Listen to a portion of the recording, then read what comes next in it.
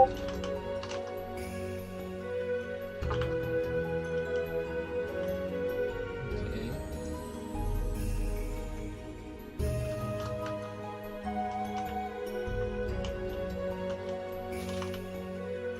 they died, so I assume that they will get automatic revive over here.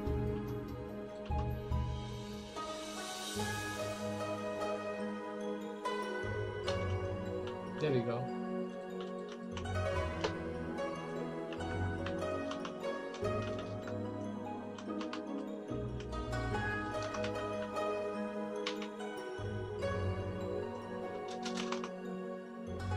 Look, they come, they appear right away, they come and I cannot attack them right here, see? I cannot attack them.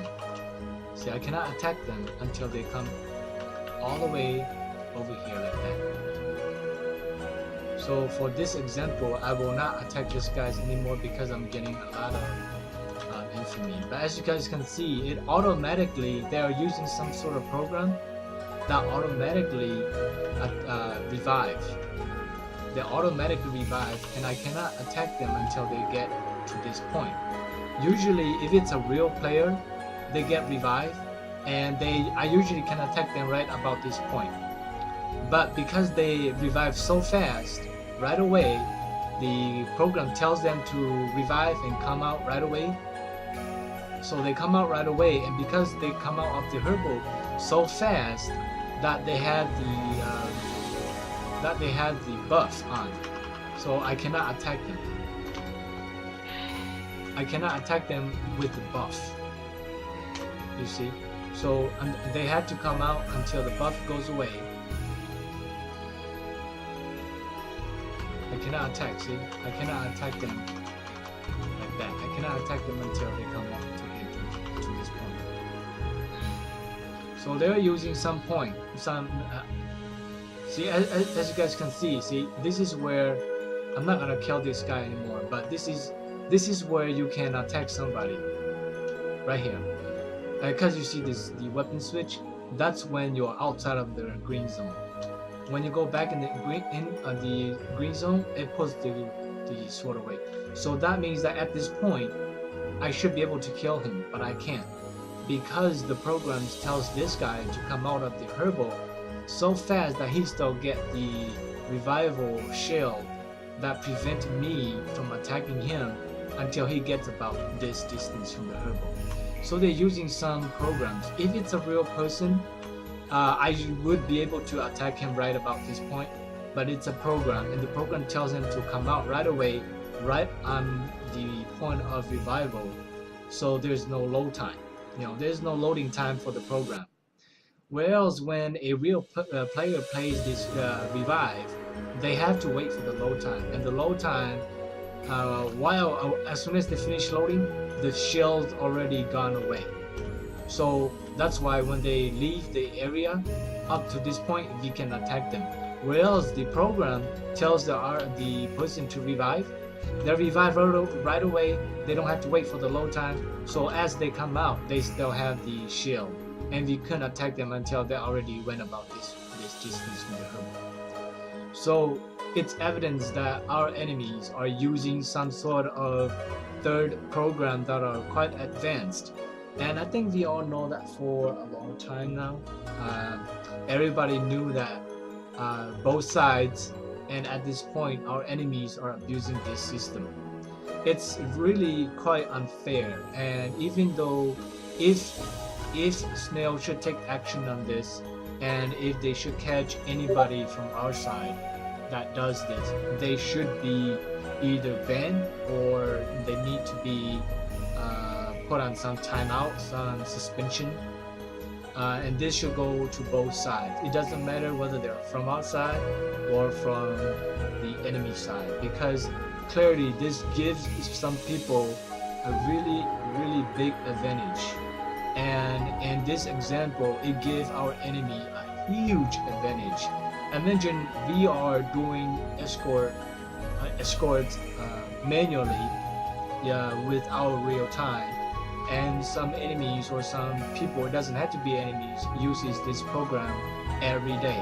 they can use a small program and run this type of software with this character all day, giving them the advantage of guild fund to do things.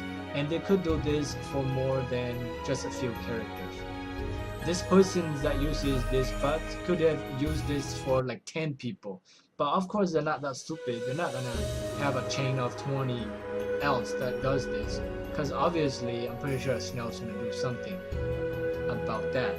But in this case, even by just 1 or 2 characters outdoing escorts this way with the third program this way, this kind of advanced third program, it gives a very unfair advantage to our enemy.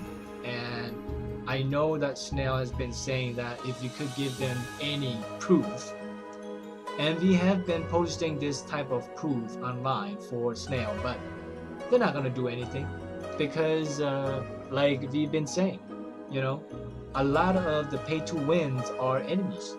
A lot of our players, you know, a few here and there are pay to win, but at the end of the day, it's true that there are more pay to win on the enemy side. So when it comes to enemy, SNAIL tends to turn the other cheek, and we've known this for a long time. Now, the bad thing about SNAIL not taking action on this is that when things like this get out into the MMO world, and the company such as SNAIL is not taking action on this type of botting, then what happened is all the people that like to play or to give it a try on this game, they wouldn't bother because they realize that if it's this bad, and you know, why would they want to waste their money? So it's a good game, but nobody wants to try it anymore. So either SNAIL will need to somehow filter out this third party, or they need to take action on reported botters. Otherwise this game is just going to be getting worse, and it's been getting worse for a long time. Right now it's a little busier, but still it's not that good.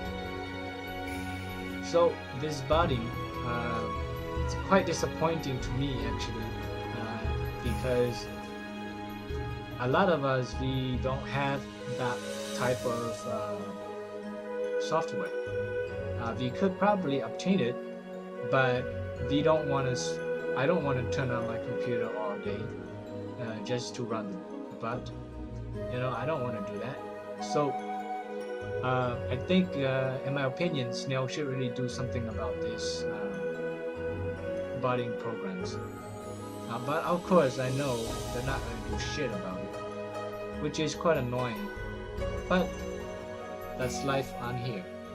In any case, I have gained about 5.4 K infamy for just this little clip.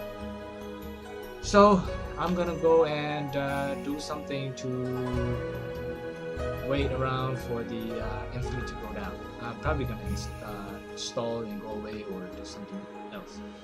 Anyway, that's the video for now.